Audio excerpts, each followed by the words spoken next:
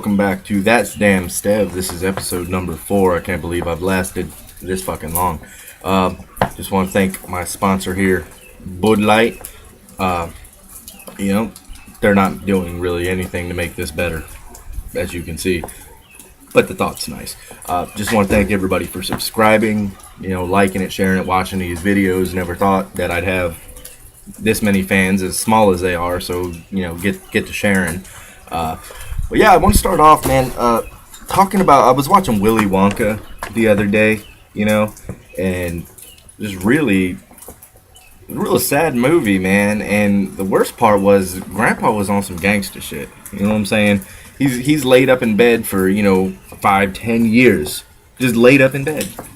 Don't get a job or nothing, help feed the fam. We're living on cabbage water, but hey, I'm just gonna lay in bed. I'm an old man. I'll do what I want.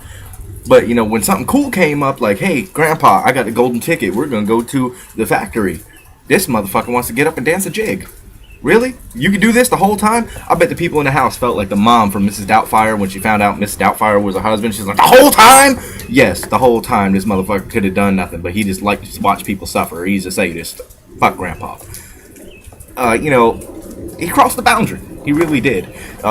Let's talk about some boundaries here that I would like to see. And I'm not talking like sensitive shit like, oh, don't say this, don't say what you want, because that's all we got in this world is us and our word.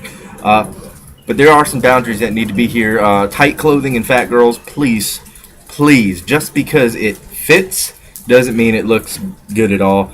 Yoga pants, don't wear them. I saw some chick was wearing yoga pants the other day, and I saw a camel toe that was so big it looked like a queen-size mattress folded in half. Shit was disgusting, son. It really was. Let's please stop doing that. Ugly people. I know I'm ugly, but by chance I have a hot wife, so the kid didn't turn out majorly deformed. Ugly people, stop breeding. And it goes for dumbass people too. Stop breeding. We got enough of you guys in the world. We don't need any more. Cut it out, B. My biggest fear was actually having an ugly kid. It really was. I was like, man, I don't know if this is going to work out. What if my kid's fucking just gruesome and I'm forced to love it because it's my kid? How can I do that? I can't do that. I can't. I'm too judgmental, and I'd end up saying some real shit and people would hate me forever. But, I was afraid of that. But on some real shit, I'm not really scared of too many things in this world. But one thing that just, the tooth fairy.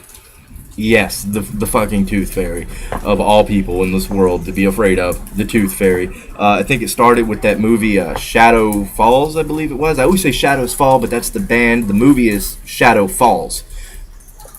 Different S.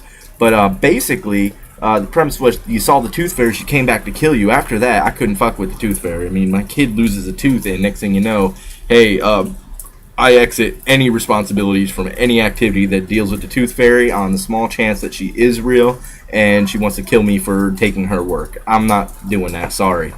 That's really all I have for you today. Kind of running a little blank, been stressed out a lot this week. But go ahead, leave in the comments what scares you, what's your fears, whether how ridiculous they are. I think we can all get a good laugh out of it. So don't be afraid to post them up. We're all friends here.